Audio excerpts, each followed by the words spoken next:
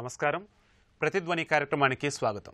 సార్వత్రిక ఎన్నికల నేపథ్యంలో ఫిబ్రవరి 1న కేంద్రం తాత్కాలిక బడ్జెట్ను ప్రవేశపెడుతోంది.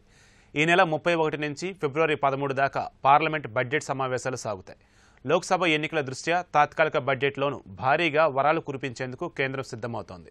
గత బడ్జెట్లను మించి రైతులకు రాయితీలు ప్రకటించే అవకాశం ఉంది.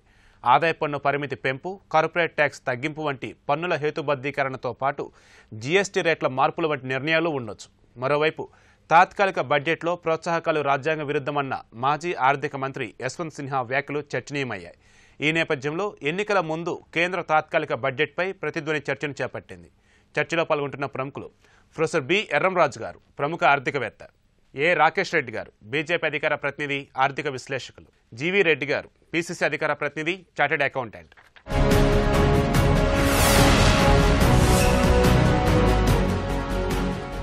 ప్రొఫెసర్ ఎర్రంరాజు గారు, ఫిబ్రవరి 1న కేంద్రం తాత్కాలిక బడ్జెట్ను ప్రవేశపెడుతోంది. అయితే సార్వత్రిక ఎన్నికల ముందున్నటువంటి ఈ ఓటాన్ అకౌంట్ బడ్జెట్ అయినా ఎలాంటి వరాలకి ఇక్కడ అవకాశం ఉందంటారు? వరాలకు అవకాశం ఉంటుందని నేను అనుకోవట్లేదు. ఎందుకంటే కొన్ని తాత్కాలికమైనటువంటి ప్రకటనలు మాత్రం చేసే అవకాశం ఉంది. మనకి యాక్షన్స్ కన్నా అనౌన్స్మెంట్స్ ఎక్కువ వస్తాయి. ఈ ఓటాన్ అకౌంట్ బడ్జెట్లో ఏంటంటే నెక్స్ట్ బడ్జెట్ వచ్చే వరకు, పర్మనెంట్ బడ్జెట్ వచ్చే వరకు వాళ్ళకి కావాల్సినటువంటి ముసాయిదా ఖర్చులు, జమా ఖర్చులన్నీ ముందర పెడతారు. వాటికి అనుమతి తీసుకుంటారు. జనరల్గా జరిగేటువంటిది అది. ఇంకా రావాల్సినటువంటి ఆదాయం ఎంత ఉంది మనకి, మనం వచ్చినటువంటి ఆదాయాన్ని ఏ ఏ ప్రాధాన్య రంగాలకి ముందు ఖర్చు పెట్టాలి అన్నటువంటి దానికి ఒక సూచన మాత్రం ఇచ్చేటువంటి అవకాశం ఎక్కువ ఉంది. ఎందుకంటే సామాజిక వర్గాలకి ఎక్కువ పెద్దపీట వేయాలి అనేటువంటిది ఎప్పుడూ కూడా బడ్జెట్ ముందు వచ్చేటువంటి ఏ ప్రభుత్వం అయినా పెట్టేటువంటిదే, కానీ కొత్తగా అనుకోవాల్సినటువంటి విషయం ఏం కాదు. రెండోది ఏమిటంటే ముఖ్యంగా అల్లకల్లోలంగా ఉన్నటువంటి వ్యవసాయ రంగానికి ఏ రకమైనటువంటి ప్రకటనలు చేస్తారన్న దాని మీదే అందరూ కూడా ఆసక్తితో ఎదురు చూస్తూ ఉంటారు. దీంట్లో ఒకటి ప్రభుత్వేతర బడ్జెట్, బ్యాంకింగ్ రంగం నుంచి క్రాప్ లోన్స్ ఇంత ఇస్తాం, అది ప్రతి ప్రభుత్వం చేస్తుంది, వాళ్ళ సొమ్ము కాదు. బడ్జెట్లో ఎక్కడ మీకు ఫిగర్ అవ్వదు. అది ఏ లెక్కల్లోనూ మీకు కనిపించని ఫిగర్ ఏమిటంటే పంట రుణాలకి కేంద్ర ప్రభుత్వం ఇచ్చేటువంటి అనౌన్స్మెంట్, బడ్జెట్లో ఇచ్చే అనౌన్స్మెంట్ లెక్కల్లో లేనటువంటిది. ఇక లెక్కల్లో ఉండేటువంటిది ఏమొస్తుందంటే ఏ రకమైన ప్రోత్సాహకాలు రైతులకి ప్రభుత్వ బడ్జెట్ నిధుల నుంచి ఇస్తారు అన్నటువంటిది. చాలా రాష్ట్ర ప్రభుత్వాలు ఈ డెట్ వేవర్ స్కీమ్ మీద ఇస్తూ వచ్చాయి. మరి దానికి కేంద్రం అంత సుముఖంగా ఉన్నట్టుగా కనిపించడం లేదు వచ్చినటువంటి ప్రకటనలు బట్టి. సో వాళ్ళ దగ్గర నుంచి ఆ డైరెక్షన్లో వచ్చేటువంటి అవకాశం తక్కువ. రెండవది ఏంటంటే డైరెక్ట్ పేమెంట్స్కి, డైరెక్ట్ క్యాష్ పేమెంట్స్ లైక్ మన తెలంగాణ ప్రభుత్వం ఇచ్చినట్టుగానే రైతు బంధు పథకానికి ఇచ్చినట్టుగా డైరెక్ట్ క్యాష్ పేమెంట్స్ ఇచ్చేటువంటి అవకాశం మాత్రం కనిపిస్తోంది. ఎందుకంటే దీనివల్ల ఫలితాలు బాగా వచ్చాయి. మూడోది ఏంటంటే దీనివల్ల లీకేజెస్ కూడా తక్కువ ఉన్నాయి. డైరెక్ట్గా నేరుగా రైతుకి వెళ్ళింది సొమ్ము. మూడోది ఏంటంటే వ్యవసాయానికి బీమా. వ్యవసాయ బీమా పథకాలు ఇంతవరకు ఉన్నటువంటివి ఏవి కూడా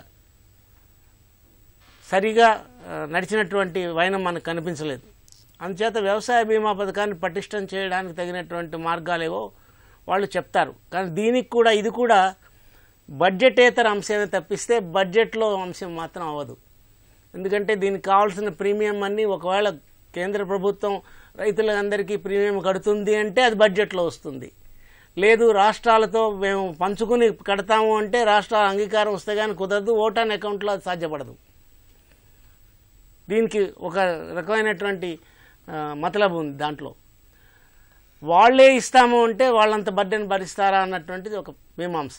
ఎడ్యుకేషన్, హెల్త్ సెక్టార్స్కి ఏ రకమైనటువంటి చర్యలు తీసుకుంటారు, తాత్కాలికమైనగా ఏమిటి తీసుకుంటారు, శాశ్వతంగా ఏం తీసుకోపోతున్నారు అన్నది దానికి మాత్రం ఒక విధమైనటువంటి మార్గదర్శకత వచ్చేటువంటి అవకాశం ఈ ఓటాన్ అకౌంట్ బడ్జెట్లో ఉంది.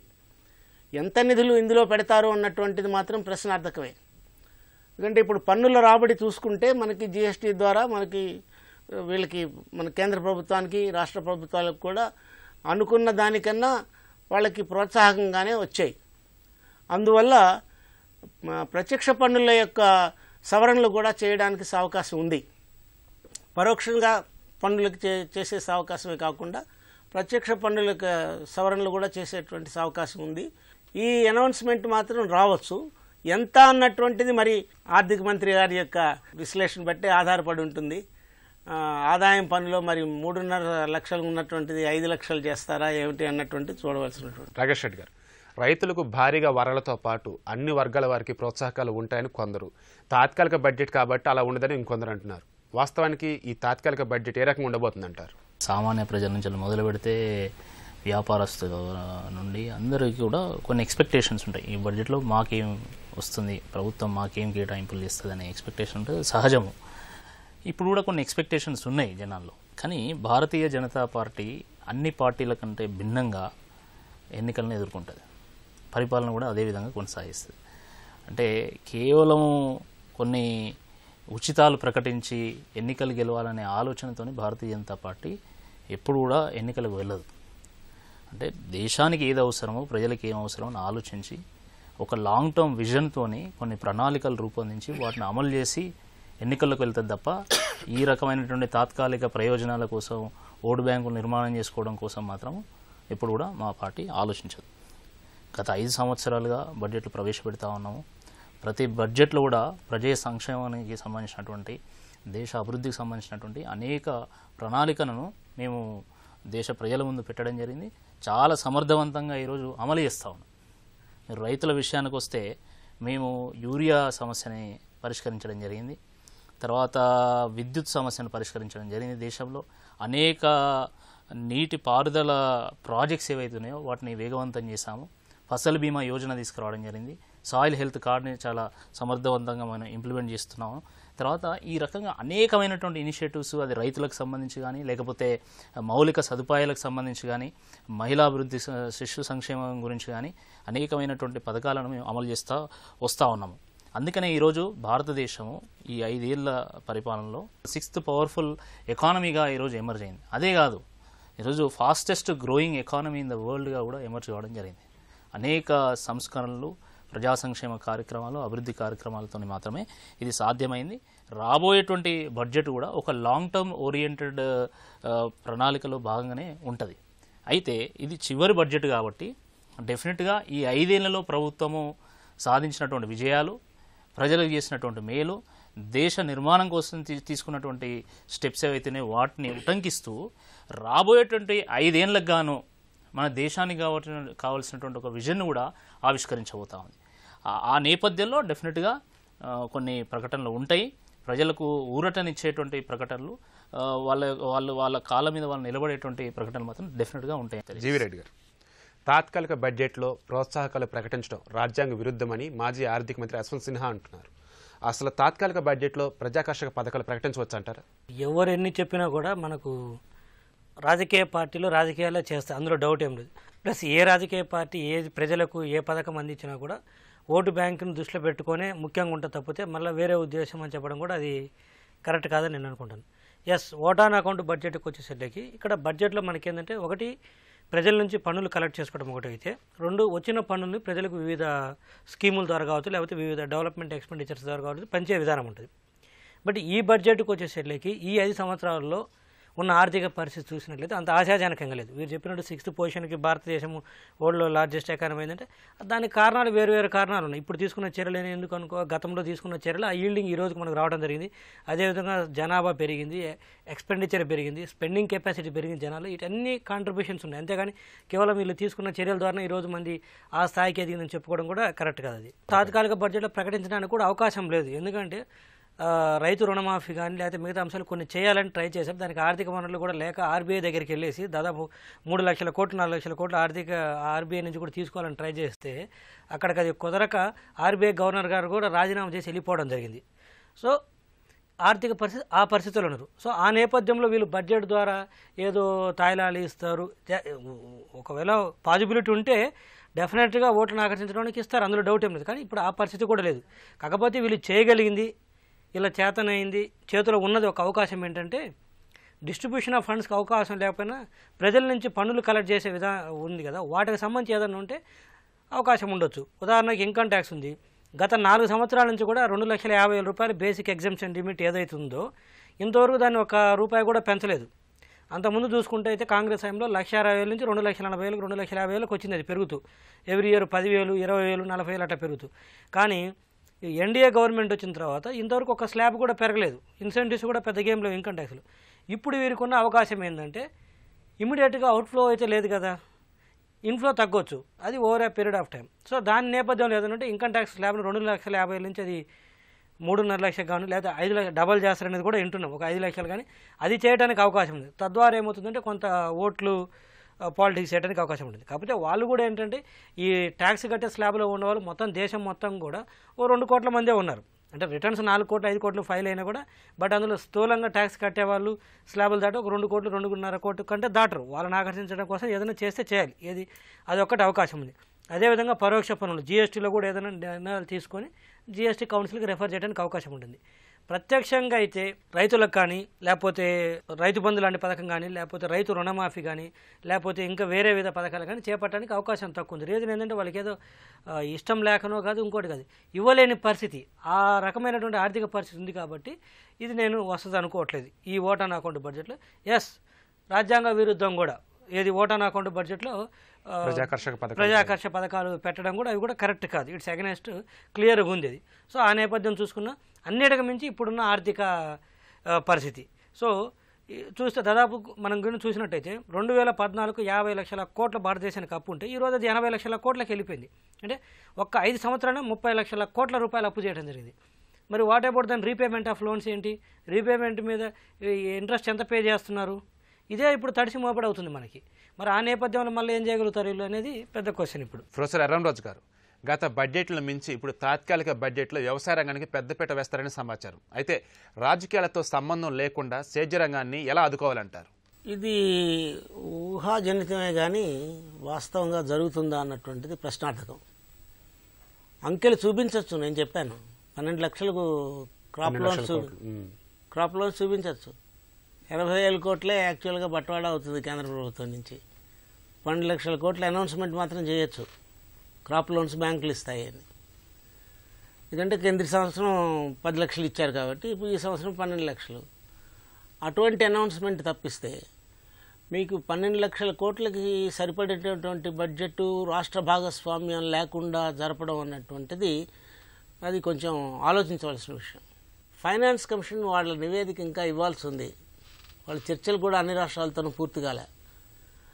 అన్ని రాష్ట్రాలతో పూర్తయిన తర్వాత ఫైనాన్స్ కమిషన్ యొక్క ధోరణి ఎలా ఉంటుందో చూసుకుని మన పర్మనెంట్ బడ్జెట్ వచ్చినప్పుడు వాళ్ళు దాంట్లో చేసుకునేటువంటి అవకాశం ఉంది.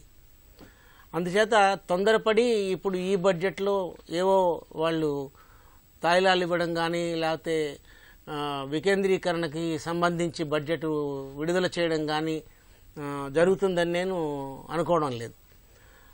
మూడో విషయం ఏంటంటే ఇక్కడ ముఖ్యంగా గమనించవలసింది ప్రజాకర్షక పథకాలు అన్నటువంటివి మనం ముద్ర వేయచ్చు. కానీ కొన్ని రంగాలకి ఇప్పుడు సామాజిక రంగానికి ఒక బడ్జెట్ కేటాయింపు అన్నటువంటిది ఉంటుంది. అది కింది సంవత్సరం ఎంత ఇచ్చారు, ఇప్పుడు ఓటాన్ అకౌంట్లో ఎంత పెడుతున్నారు, 5 నెలల్లో ఎంత ఖర్చు పెడతారు, దాని ప్రకారం వాళ్ళు దాని మీద ఒక 10% వేసుకుంటారా 15% వేసుకుంటారా, అది ఆ రంగంలో ఉన్నటువంటి పాపులేషన్కి ఎంతవరకు తమాషాగా ఉంటుంది అన్నటువంటిది చూసుకుని వేసుకుంటారు. అందుచేత అక్కడ ప్రజాకర్షక అనడానికి కూడా నాకు సావకాశం కనిపించడం లేదు. కానీ కొంత చేస్తే చేయవచ్చు ప్రజాకర్షక పథకం.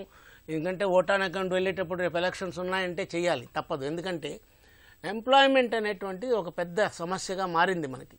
మనది ఇప్పుడు గ్రోత్ అయింది కానీ జాబ్లెస్ గ్రోత్. అది ఖండించవచ్చు. జాబ్లెస్ గ్రోత్ కాదు, మాకు ఈపీఎఫ్ఓ ఫిగర్స్ ప్రకారం ఇంతమంది కడుతున్నారు, అందుచేత ఎంప్లాయ్మెంట్ పెరిగింది అన్నటువంటిది ఒకటి. పూర్వం కట్టని వాళ్ళు కట్టడం వల్ల కూడా పెరగవచ్చు. కానీ ఇప్పుడు లీకేజ్ అరెస్ట్ అవ్వడం వల్ల కూడా అది ఇన్కమ్ పెరుగుతుంది. జాబ్స్ రావడం వల్ల మాత్రం కాదు.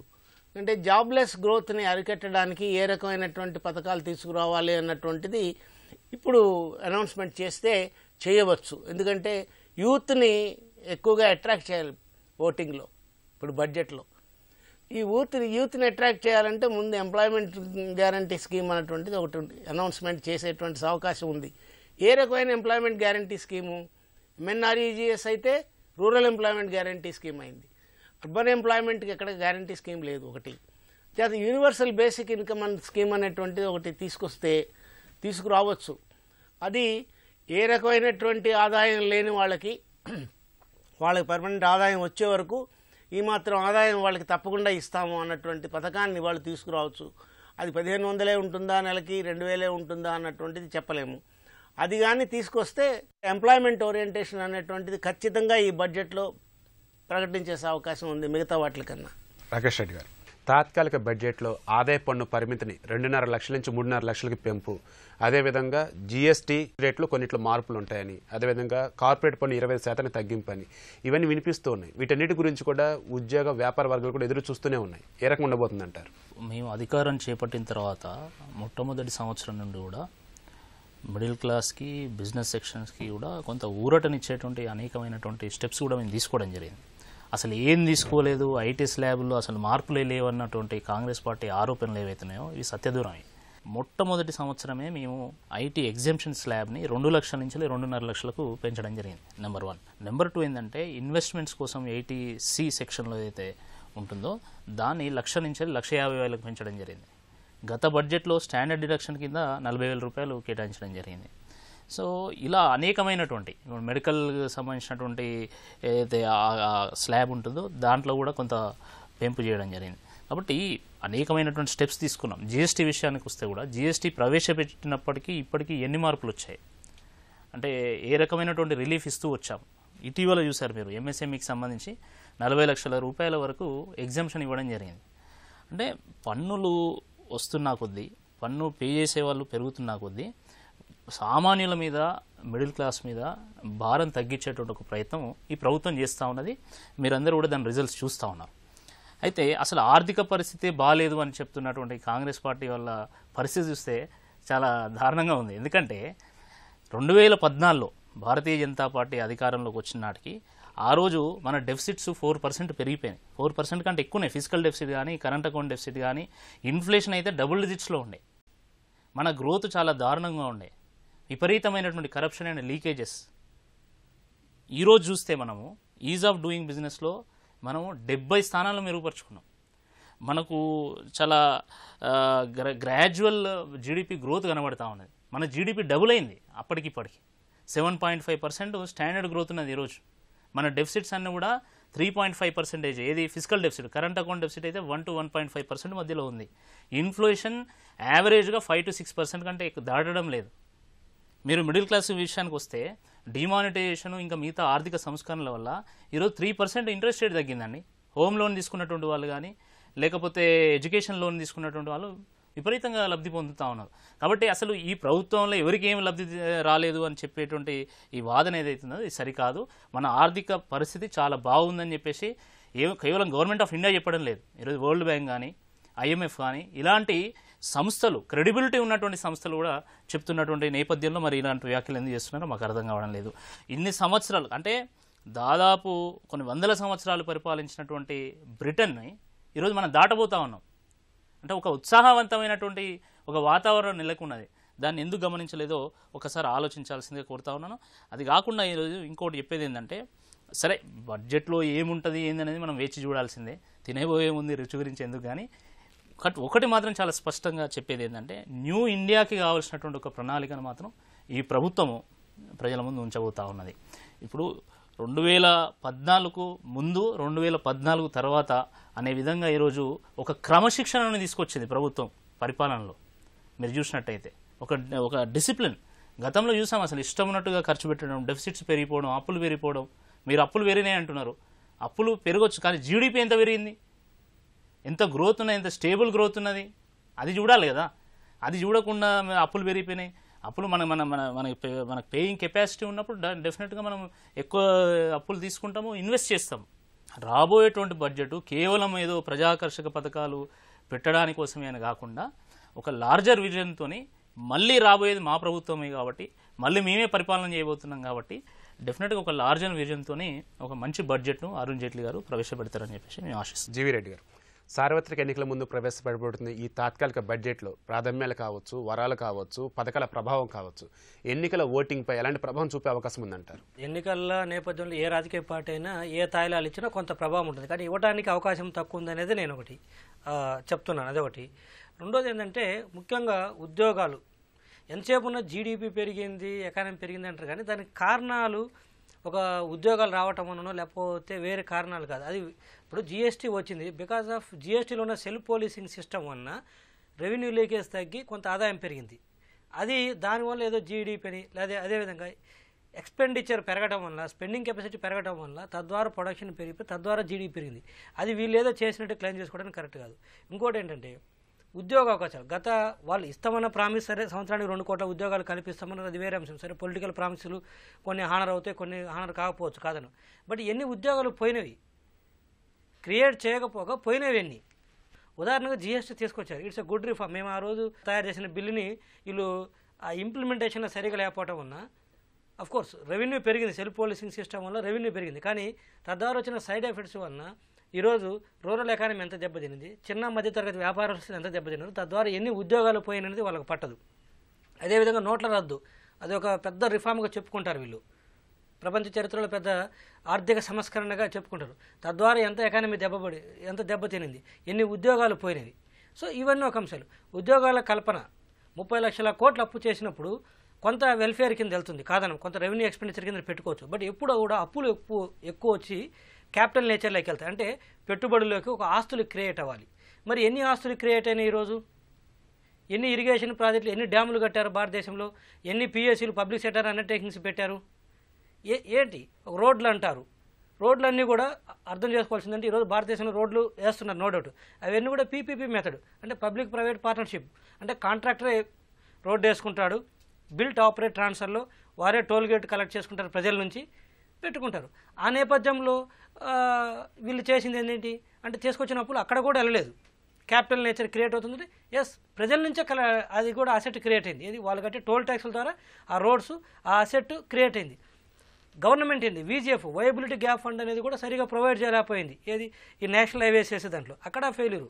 సో ఏమంటారంటే 30 లక్షల కోట్లు అప్పు చేసి ఒక ఆస్తి ఇతిమిద్దంగా, ఇదిగో మేము ఇది ఒక 10,000 కోట్లు, ఒక 20,000 కోట్లు, ఒక 50,000 కోట్లు దీంట్లో పెట్టాము, ఒక అసెట్ క్రియేట్ చేసాము, ఈ అసెట్ ద్వారా భవిష్యత్తులో రిటర్న్స్ లేదా ఈల్డింగ్స్ ఇలా ఉంటాయి అనేది ఒక్కటి చెప్పుకోవడానికి అవకాశం ఉందా? ఏదన్నా ఉంటే ఆధార్ లింక్ చేశాము, మరుగుదొడ్లు కట్టాము, రోడ్లు ఊడిసాము, ఎరువులు, ఇదేంటంటే కంటిన్యూస్ ప్రాసెస్. గతంలో జరుగుతుంది, వీళ్ళు చెప్తున్నారు పేర్లు, అంతకుముందు పేర్లు పెట్టలేదు, కొన్ని పేర్లు పెట్టినా కూడా వేరే పేర్లు ఉండొచ్చు. ఇవన్నీ కంటిన్యూస్ ప్రాసెస్. ఇది రేపు ఏదైనా స్కీమ్స్ లాంటి ఇంప్లిమెంట్ చేసినట్లయితే ఎలా అవుతుందంటే ఈరోజు కేంద్రం ఇంప్లిమెంట్ చేసింది అనుకుంటారు. ఇప్పుడు వారు చెప్పారు, సార్ చెప్పారు, రేపు ఏదైనా పట్టణానికి సంబంధించి ఏదైనా ఎంప్లాయ్మెంట్ స్కీమ్ ఏదైనా ఇంప్లిమెంట్ చేశారనుకోండి, 100% గవర్నమెంట్ పెట్టుకునే పర్లేదు, సెంట్రల్ స్పాన్సర్డ్ స్కీమ్స్ కింద పెట్టేసి దాంట్లో మళ్ళీ 50-50, అంటే రాష్ట్రాలకు 50%, కేంద్ర ప్రభుత్వం 50% అని 60-40, 70-30, 90-10 ఈ రేషియోలో ఉంటుంది. సో అది అగైన్ మళ్ళీ కొన్ని రాష్ట్రాలకు బటన్ పట్టడానికి అవకాశం ఉంటుంది వాళ్ళు తీసుకున్న నిర్ణయాలు. ఇవన్నీ కూడా ఫ్యాక్టర్స్ కన్సిడర్ చేసినా వస్తే బాగుంటుంది. ఇక్కడ ప్రజాకర్షణ అంటే ప్రజాకర్షణ కంపల్సరీ ఏ రాజకీయ పార్టీలను పాకులాడతాయి. బట్ దాంతోపాటు దీర్ఘకాలికంగా తీసుకున్న నిర్ణయాలు, రిఫార్మ్స్, ఏ రిఫార్మ్స్ అయినా, ఏ నిర్ణయాలు దీర్ఘకాలంలో దానికి హీల్డింగ్ వచ్చేటట్టున్నారు. ఉదాహరణ 91లో ఆ రోజు పివి నరసింహారావు గారు తీసుకున్న ఫలాలు మనము దాదాపు ఒక 10-15 ఏళ్ళు పట్టింది. అంటే 2009లో కల్లారు చూడగలిగాం, 2014 పూర్తి స్థాయిలో చూడగలిగాం. ఆ ఫలితాలు ఈరోజు అనుభవిస్తున్నాం. ఆ నేపథ్యమే ఈరోజు మన ఎకానమీ సైజు పెరిగిన, ఆ నేపథ్యమే ఇంకోటి ఈరోజు మనం గొప్పగా చెప్పుకుంటున్న అన్నీ కూడా ఆ నేపథ్యం. రాకేష్ రెడ్డి గారు చెప్పబోతున్నారు. మేము ఏమీ చేయలేదంటే ఇంతకంటే దారుణం ఇంకోటి ఉండదండి. మన ఎకానమీ యొక్క సైజే మేము ఏం చేసామనేది చెప్తా ఉన్నది. ఈ సెంట్రల్లీ స్పాన్సర్డ్ స్కీమ్స్ గురించి చెప్తా ఉన్నారు. సెంట్రల్లీ స్పాన్సర్డ్ స్కీమ్స్ అనేది కొత్తగా తీసుకొచ్చిందా అంది బీజేపీ ప్రభుత్వం? కాంగ్రెస్ ప్రభుత్వం ఉన్నప్పుడు మీరు 50-50% లేకుండేనా? కాబట్టి ఈ రకమైనటువంటి ఆరోపణలు ఇవి మానుకోవాలి. మేము గ్యాస్ ఇవ్వలేదా అండి, మేము ప్రతి ఒక్కరికి బ్యాంక్ అకౌంట్లు, తర్వాత ఒక బీమా ఇవ్వలేదా, మేము ముద్రా లోన్స్ దేశంలో 10 కోట్లకు పైగా ఈరోజు ముద్రా లోన్స్ ఇవ్వడం జరిగింది. దానివల్ల దాదాపు ఒక 20 లక్షల మందికి ఉపాధి వస్తుందని చెప్పేసి అనేక సంస్థలు చెప్తున్నాయి. సార్వత్రిక ఎన్నికలకు ముందు వచ్చే తాత్కాలిక బడ్జెట్ అయినా అన్ని వర్గాలను ఆకట్టుకునేలా ప్రజాకర్షక పథకాలు ఉంటాయని నిపుణులు భావిస్తున్నారు. వ్యవసాయం, ఉపాధి రంగాలను ప్రోత్సహించే అనేక చర్యలు ఉండొచ్చని అంటున్నారు. ఇది నేటి ప్రతిధ్వని. నమస్కారం.